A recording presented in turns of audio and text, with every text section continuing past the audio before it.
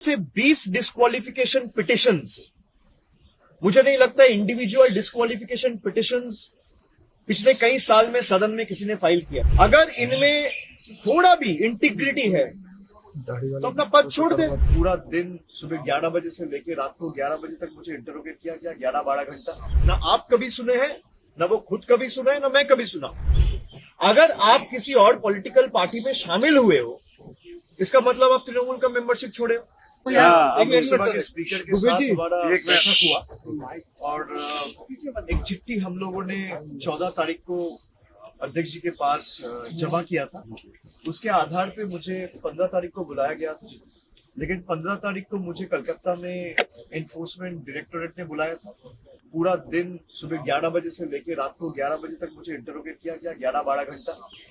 मैं जब घर लौटा उसके बाद मेल चेक करके मुझे पता चला कि अध्यक्ष जी का सूचना आया उनसे मिलने के लिए 4 बजे।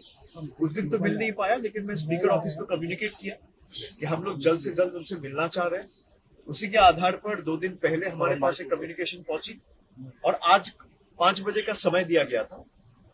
उसी टाइम पे मेरे साथ मैं यहाँ पे सौगतदा है, कल्याण बनर्जी है, महुआ मोइत्रो है, डेरेक ओब्रायन है।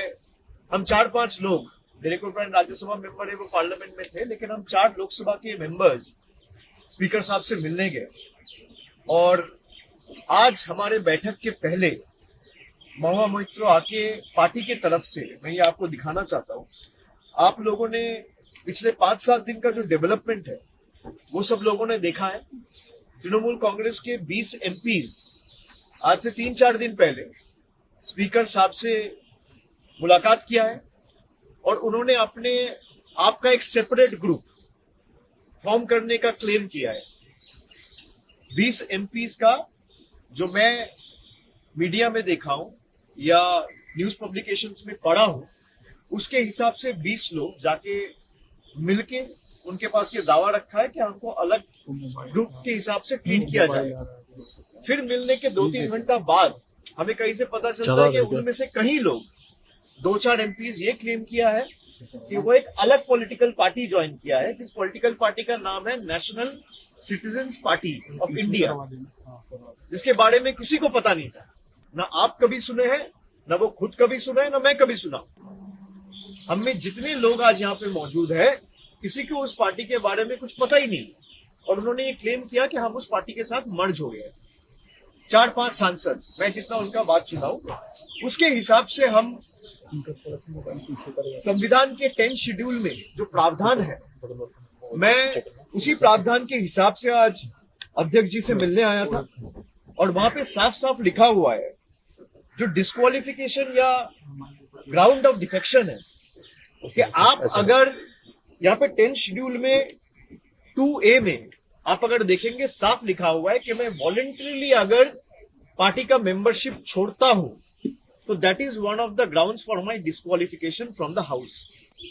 अगर आप किसी और पॉलिटिकल पार्टी में शामिल हुए हो, इसका मतलब आप तृणमूल का मेंबरशिप छोड़े हो।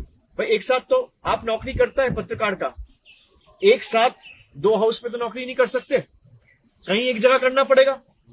तो अगर मान लीजिए आप एक सिंबल में चुन के आए हैं और फिर 2 साल बाद अचानक आप दावा कर रहे हैं कि मैं इस पॉलिटिकल पार्टी ज्वाइन कर रहा हूं, तो उसी वक्त आपका लोकसभा का सदस्यता पद चला जाना चाहिए। ये पहला ग्राउंड है। दूसरा जो उनका क्लेम है कि हम तो मर्ज किए हैं, 2/3 है, उसके जो प्रावधान है 10th शेड्यूल, यहां पे 4th नंबर जो पॉइंट है, disqualification on ground of defection not to apply in case of merger. यहां पे साफ लिखा हुआ है, मर्जर तभी माना जाएगा जब 2/3 of the political party merges into another political party, not just the legislative party. इसका मतलब अगर दल, पार्टी, ममता बनर्जी पार्टी के जितने भी कमिटी मेंबर्स है उसका 2/3, including the national working committee, the state committee, the frontal committee, पूरा तृणमूल कांग्रेस का जितना भी पदाधिकारी है, उनका 2/3 अगर मर्ज करता है एक पॉलिटिकल पार्टी में, तो उसको मर्जर कहलाया जाता है। अगर 2/3 एमपी चला जाता है तो that will again lead for their disqualification. Based on that, I as a leader of Lok Sabha of Trinamool Congress, I have submitted 20 different disqualification petitions. मैं एक आपको दिखाता हूं. ऐसे 20 disqualification petitions, मुझे नहीं लगता इंडिविजुअल डिस्क्वालिफिकेशन पिटिशंस पिछले कई साल में सदन में किसी ने फाइल किया है. कुछ कलेक्टिवली फाइल हुआ है.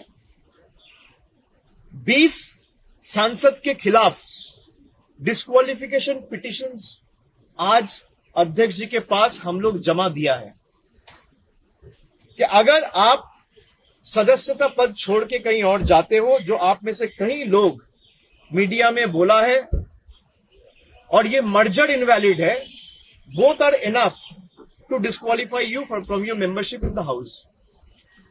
और हमारे पक्ष से हम चारों ये मांग रखे हैं कि ही इज द एडजुडिकेटर.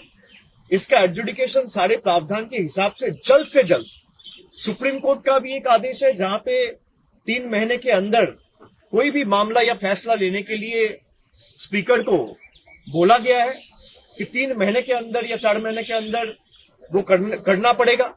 तो हम लोग ने सारा केस लॉज के जितने भी हमारे पास सुप्रीम कोर्ट के जजमेंट्स थे वो कल्याणदा भी लेके आए थे, और मैं भी अलग से 6-7 जजमेंट उनके सामने उनका टेबल में आज प्लेस किया हूं. जितने भी 10th शेड्यूल लेके जजमेंट है सब इनके खिलाफ है. जो ये सेपरेट ग्रुप वाली ये ग्रुप क्लेम कर रहा है कि हमारे सिटिंग अरेंजमेंट अलग हो, हमारे लिए चीजें अलग हो, हमको अलग ट्रीट किया जाए, हमारे में से किसी को लोकसभा लीडर चुना जाए, हमारे में से किसी को चीफ व्हिप चुना जाए, हमारे में से किसी को डेप्यूटी लीडर चुना जाए, ये हो ही नहीं सकता. सबसे पहले आप डिस्क्वालीफाई होंगे. अगर इनमें थोड़ा भी इंटीग्रिटी है तो अपना पद छोड़ दे. पद छोड़ के लोकतांत्रिक तरीके से, भाई आपको तृणमूल से दिक्कत है. जो सांसद तृणमूल छोड़ के अभी एनसीपीआई में गया है वो तो यही कह रहा है कि हम पार्टी से खुश नहीं है. भाई तो अपना पद छोड़ दीजिए, कोई मना नहीं है, कोई रोक के नहीं रखा है. अगर आप सच्ची में पॉलिटिक्स में इंटीग्रिटी में विश्वास रखते हो, ऑनेस्टी में विश्वास रखते हो, तो कौन मना कर रहा है. आप छोड़ दीजिए, चुनाव होगा, आप बीजेपी का टिकट में, एनसीपीआई का टिकट में, कांग्रेस का टिकट में, तृणमूल का टिकट में या सीपीएम का टिकट में लड़ा जाएगा. सब पार्टी के उम्मीदवार लड़ेंगे, जनता फैसला लेगा कौन जीतेगा कौन हारेगा. आप वैकेट कर दीजिए अपना सीट. अगर आप ये वीडियो YouTube पर देख रहे हैं तो हमारे चैनल को सब्सक्राइब कर बेल आइकन दबाएं, और Facebook पर देख रहे हैं तो हमारे पेज को लाइक करें.